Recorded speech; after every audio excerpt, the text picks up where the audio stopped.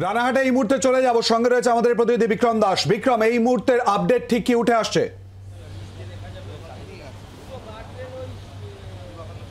ঘড়ির কাঁটায় 8টা বেজে গিয়েছে এবং এই মুহূর্তে যেটা আমরা জানি যে কাউন্টিং প্রক্রিয়া অর্থাৎ গণনা প্রক্রিয়া তা কিন্তু শুরু হয়ে গিয়েছে। তোমাকে যেটা জানাবো যে প্রথমে পোস্টাল ব্যালটের কাউন্টিং হবে এবং তারপর কিন্তু ইভিএম এর গণনা হবে।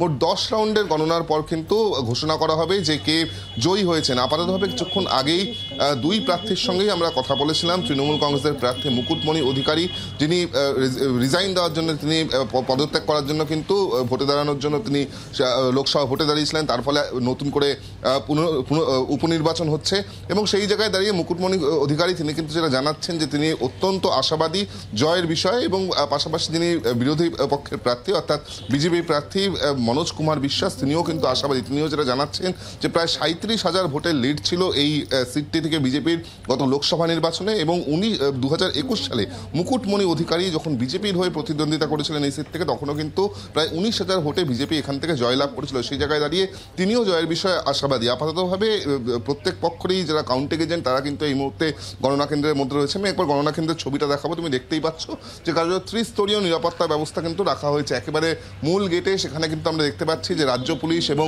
কেন্দ্রীয় বাহিনীর যারা জওয়ান তারা যেরকম রয়েছেন গণনার কেন্দ্রের ভেতরে, সেখানে কেন্দ্রীয় বাহিনী এবং গণনা কেন্দ্রের বাইরে সেখানেও কিন্তু রাজ্য পুলিশের আধিকারিকরা রয়েছে, যাতে কোনো রকম কোনো অপ্রীতিকর ঘটনা না ঘটে, কোনো যাতে গণ্ডগোল না হয় তার জন্য কিন্তু প্রশাসনের তরফ থেকে ইতিমধ্যেই ব্যবস্থা রাখা হয়েছে। আপাততভাবে গণনা শুরু হয়েছে।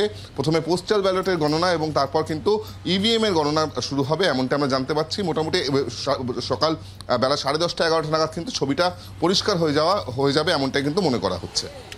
বিক্রম, আমাদের সঙ্গে থাকা। আর এই কেন্দ্রেরই দুই প্রার্থী বিজেপি এবং তৃণমূলে, তারা কে কি বলছেন শোনাবো। 100% চেষ্টা করেছি, 100% মানুষের কাছে গেছি, দাঁড়িয়ে গেছি, সমস্ত সংগঠনের মানুষের কাছে গেছি, সমস্ত মানুষকে বোঝানোর চেষ্টা করেছি। মানুষ বুঝেছে 2019 এবং 2024-এ বিজেপি নামক একটা কাল সর্পকে পশ্চিমবঙ্গের মানুষ ভোট দিয়ে, রানাঘাটের মানুষ ভোট দিয়ে যে ভুলটা করেছে, উন্নয়ন কিছুই নেই, দাম্ভিকতা, ভগবান পুরুষোত্তম শ্রীরামচন্দ্রকে ধর্মীয় আঙ্গিক থেকে নামিয়ে রাজনীতির নোংরা প্রাঙ্গণে নিয়ে আসা, শ্রীরামচন্দ্রকে অ্যাবিউজ করে ডাস্টবিনে ছুঁড়ে ফেলে দিয়ে বিজেপি আবার এখন জয় জগন্নাথে নেমেছে এবং নাগরিকত্বের নাম করে মতুয়া, উদ্বাস্তু, রাজবংশী, হিন্দু শরণার্থী মানুষ যারা বিজেপির মূল ভোট ব্যাংক, তাদের নাগরিকত্ব কেড়ে নিয়েছে একরকম, সেই আইন তৈরি করে সংবিধান সিদ্ধ করেছে। তো মানুষ এবার উন্নয়নের পক্ষে ভোট দিচ্ছেন, আবেগের বাইরে বেরিয়ে। আমরা আশা করব প্রশাসনের যা যা ব্যবস্থা নেওয়া প্রয়োজন তারা নেবে, আশা করি সেটা নিচ্ছে আর কি। দেখা যাক, আর তো সামান্য সময়, এখন আর এইসব ভবিষ্যৎবাণী করে লাভ কি।